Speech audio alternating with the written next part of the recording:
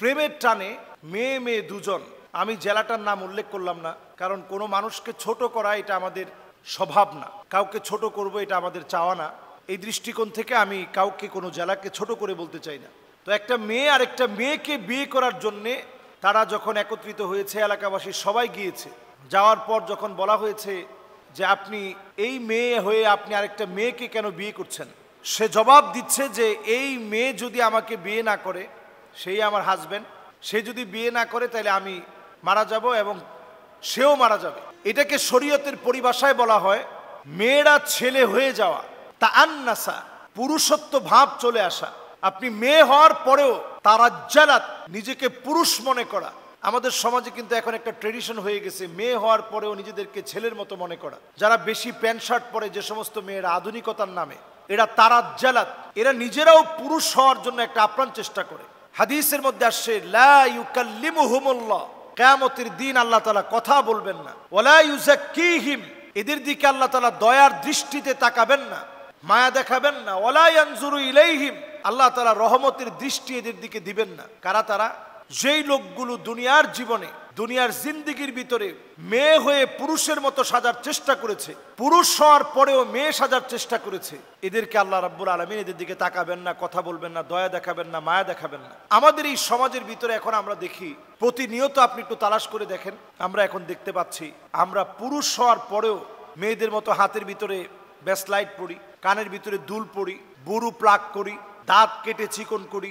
এমনকি এখন মেয়ে হওয়ার প্রবণতা এত বেড়ে গিয়েছে ছেলেদের মধ্যে, মাথার ভিতরে আমরা ব্যান্ড লাগাই। এমনকি আমরা এখন এটাও দেখতে পাচ্ছি যে ঠোঁটের ভিতরে রিং পরা, এখানে রিং লাগানো, এমনকি গলার ভিতরে চেইন পরা, এগুলো সব হচ্ছে মেয়েলি বিভিন্ন অলংকার। এই মেয়েলি অলংকারের ভিতরে যদি আপনি নিজেকে সুসজ্জিত করেন, তাহলে এটি অত্যন্ত গর্হিত কাজ এবং কবিরা গুনাহ। এরপরে দেখা যায় ট্যাটু করার প্রবণতা, এগুলো সব কবিরা গুনাহ এখন আমরা করছি। তো যেই মেয়েটার এই ঘটনাকে কেন্দ্র করে পুরা ফেসবুক সহ সোশ্যাল মিডিয়া ভাইরাল হয়ে গেছে, এই বিষয়ে কথা বলা, প্রতিবাদ করা, এটা আমাদের প্রত্যেকের ইমানি দায়িত্ব।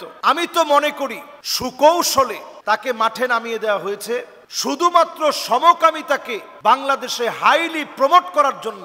সুকৌশলে তাদেরকে নামিয়ে দেওয়া হয়েছে। সমকামিতাকে কিভাবে বিল্ড আপ করে প্রমোট করবে, এটাকে সাজিয়ে গুছিয়ে নামিয়ে দেওয়া হয়েছে। আর সেই নামিয়ে দেওয়ার অংশ হচ্ছে এই জাতীয় মেয়ে, মেয়ে হয়ে বলতেছে আমি মেয়েকে বিয়ে করব। তো এইটা যদি পরিবার মেনে নেয়, তাদের বিরুদ্ধে সিদ্ধান্ত নিতে হবে, ওই এলাকা সোচ্চার হতে হবে, আলেমদের ভূমিকা রাখা লাগবে, এটার বিরুদ্ধে দুর্বার প্রতিবাদ গড়ে উঠতে হবে।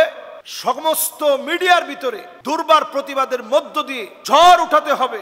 বাংলাদেশের সমকামিতার মতো ভয়াবহ মারাত্মক সমাজ বিধ্বংসী কোনো সিদ্ধান্ত কোনোভাবে আমরা হতে দেব না ইনশাআল্লাহ। এই সিদ্ধান্ত নিতে হবে। আমরা যারা এই সিদ্ধান্ত নেওয়ার ক্ষেত্রে আমরা যারা পিছপা হব, আল্লাহর আযাবের অপেক্ষা করেন। সমকামিতা যেই সমাজের ভিতরে চলবে, এই সমাজের ভিতরে দাবানল জ্বলবে, দাবানল জ্বলবে। এই যে আজকে আপনি হলিউডের দিকে তাকায় দেখেন, লস অ্যাঞ্জেলেসে দাবানল জ্বলে উঠেছে। এর কারণ কি?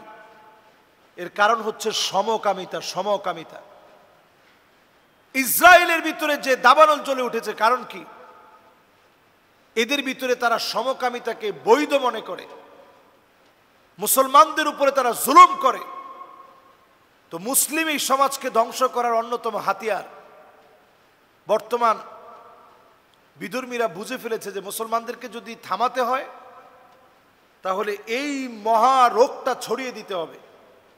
এই মহারোগ ছড়িয়ে দেওয়ার জন্য প্রায় সময় দেখবেন মাঝে মাঝে এরকম কিছু টুটকা ফাটকা খবর আমাদের কানে আসে যে কিছু একটা হয়ে গেছে, এরকম মেয়ে মেয়ে বিয়ে করে ফেলছে। সাথে সাথেই প্রতিবাদ করা দরকার। শরীয়তের দৃষ্টিতে তাদের শাস্তি হচ্ছে মৃত্যুদণ্ড। তা আমরা তো এখন আইন হাতে তুলে নিতে পারবো না।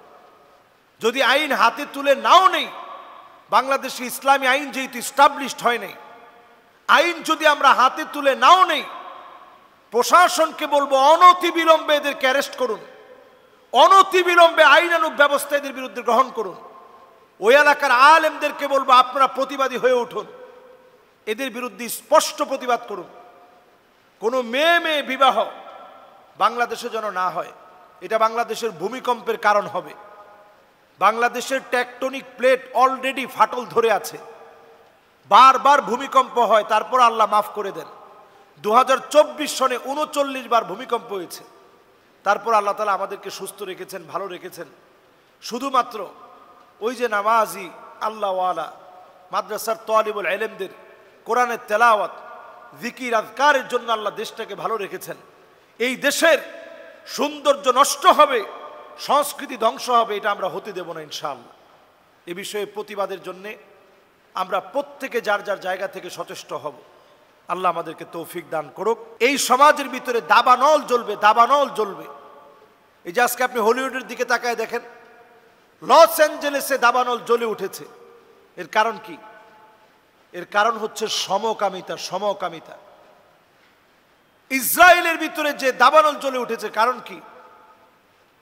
এদের ভিতরে তারা সমকামিতাকে বৈধ মনে করে, মুসলমানদের উপরে তারা জুলুম করে। তো মুসলিম এই সমাজকে ধ্বংস করার অন্যতম হাতিয়ার। বর্তমান বিধর্মীরা বুঝে ফেলেছে যে মুসলমানদেরকে যদি থামাতে হয় তাহলে এই মহারোগটা ছড়িয়ে দিতে হবে। এই মহারোগ ছড়িয়ে দেওয়ার জন্য প্রায় সময় দেখবেন মাঝে মাঝে এরকম কিছু টুটকা ফাটকা খবর আমাদের কানে আসে যে কিছু একটা হয়ে গেছে, এরকম মেয়ে বিয়ে করে ফেলছে। সাথে সাথেই প্রতিবাদ করা দরকার। শরীয়তের দৃষ্টিতে তাদের শাস্তি হচ্ছে মৃত্যুদণ্ড। তা আমরা তো এখন আইন হাতে তুলে নিতে পারবো না। যদি আইন হাতে তুলে নাও নেই, বাংলাদেশে ইসলামী আইন যেহেতু স্টাবলিশড হয় নাই, আইন যদি আমরা হাতে তুলে নাও নেই, প্রশাসনকে বলবো অনতিবিলম্বে এদেরকে অ্যারেস্ট করুন, অনতিবিলম্বে আইনানুগ ব্যবস্থা এদের বিরুদ্ধে গ্রহণ করুন। ওই এলাকার আলেমদেরকে বলবো আপনারা প্রতিবাদী হয়ে উঠুন, এদের বিরুদ্ধে স্পষ্ট প্রতিবাদ করুন। কোনো মেয়ে বিবাহ বাংলাদেশে যেন না হয়। এটা বাংলাদেশের ভূমিকম্পের কারণ হবে। বাংলাদেশের টেকটনিক প্লেট অলরেডি ফাটল ধরে আছে। বারবার ভূমিকম্প হয়, তারপর আল্লাহ মাফ করে দেন। 2024 সনে 39 বার ভূমিকম্প হয়েছে, তারপর আল্লাহ তাআলা আমাদেরকে সুস্থ রেখেছেন, ভালো রেখেছেন। শুধুমাত্র ওই যে নামাজি আল্লাহওয়ালা মাদ্রাসার তালিবুল ইলমদের কোরআনের তেলাওয়াত, জিকির, আজকারের জন্য আল্লাহ দেশটাকে ভালো রেখেছেন। এই দেশের সৌন্দর্য নষ্ট হবে, সংস্কৃতি ধ্বংস হবে, এটা আমরা হতে দেব না ইনশাআল্লাহ। এ বিষয়ে প্রতিবাদের জন্যে আমরা প্রত্যেকে যার যার জায়গা থেকে সচেষ্ট হব। আল্লাহ আমাদেরকে তৌফিক দান করুন। হয়ে উঠুন, এদের বিরুদ্ধে স্পষ্ট প্রতিবাদ করুন। কোনো মেয়ে বিবাহ বাংলাদেশে যেন না হয়। এটা বাংলাদেশের ভূমিকম্পের কারণ হবে। বাংলাদেশের টেকটনিক প্লেট অলরেডি ফাটল ধরে আছে। বারবার ভূমিকম্প হয়, তারপর আল্লাহ মাফ করে দেন। 2024 সনে 39 বার ভূমিকম্প হয়েছে, তারপর আল্লাহ তাআলা আমাদেরকে সুস্থ রেখেছেন, ভালো রেখেছেন।